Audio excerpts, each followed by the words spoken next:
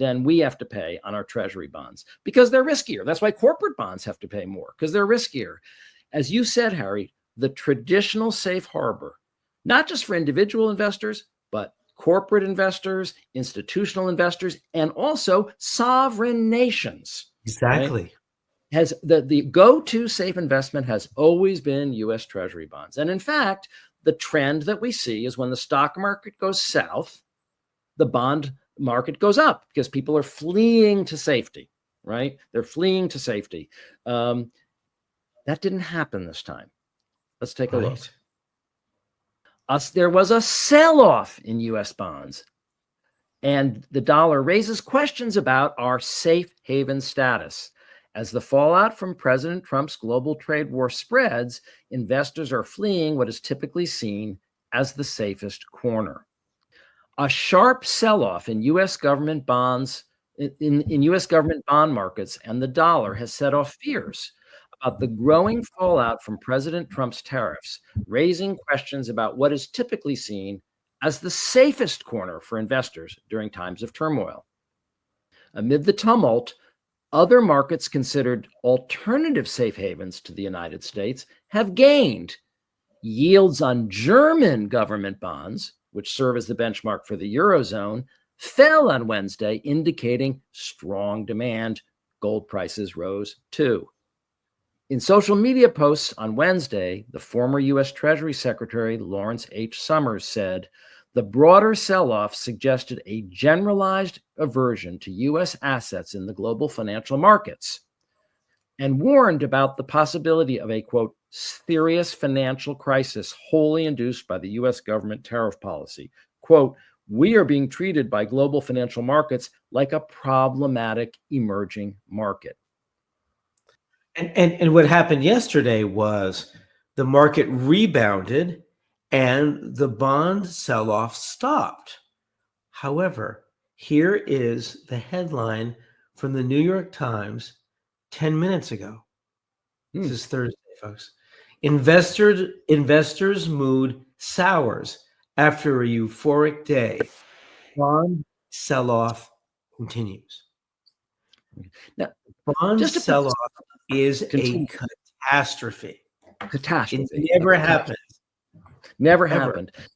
And think about this, Harry. If China really wanted to screw us, which they do and which they should, okay, they could put tariffs on us, sure, yeah.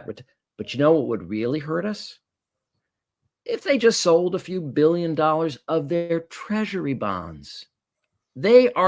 Because they are the largest, after the U.S. Treasury, the largest holder of U.S. Treasury bonds. One of the people who has been speaking out, who is really one of the great champions and has been from the beginning, is Jamie Raskin. A lot of people may not know, but Jamie Raskin has a history with our movement, with Duty to Warn. We connected with him when he was a young congressman. He was like 3 months into office when we connected with him. He won his first election in 2016. And the reason we connected with him is, as a constitutional lawyer, he recognized that the Constitution had, in the 25th Amendment, a description of a body that could be set up to evaluate the president, except Congress never set up the body. It was in the Constitution that a body would evaluate the president, but there was no body. So he proposed that they create one. It was HR 186. Now, of course, it was motivated by the fact that Trump was crazy, and there should be some mechanism for removing him under the 25th Amendment. And the suggestion was that there be psychiatrists and psychologists and regular MDs on that panel. Of course, it didn't pass, but that's how we formed an alliance with him. And I will tell you that, so we had him speak at our Duty to Warn meeting.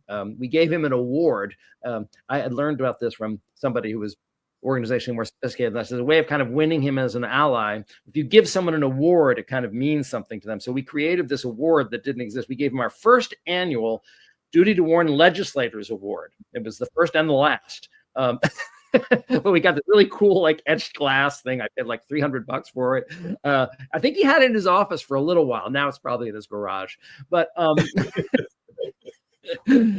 but when I went to his office to talk to him, this is the reason I want to mention this story. He had read not only had he read The Dangerous Case of Donald Trump and read my chapter, when we sat down to talk about it, and we talked for about half an hour, which is a lot of a congressman's time, he had underlined the book very carefully, like a real student.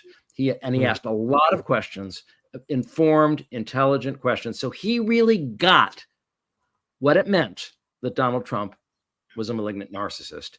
Now let's hear him at the resistance rally describing what is the most important public health problem that we have in America. The NIH, the crown jewel of bioscience, where despite all the purges and all the firings, they're working every day to cure cystic fibrosis, multiple sclerosis, breast cancer, and that most deadly disease of our time, malignant narcissistic personality disorder. I think the audience got it. And it is the most deadly disease of our time. Right now it is. Exactly. Can't the NIH cure that? No, the person has to want to be cured. So that's our preview of this week's Shrinking Trump. You can find us on the Really American Network. The show drops live streamed every Friday at 3:00 Eastern Time. You can search for us on YouTube. You can also hear audio versions on Spotify and Apple Music and anywhere you find your podcast. We're there. So please join us. We look forward to seeing you. See you there.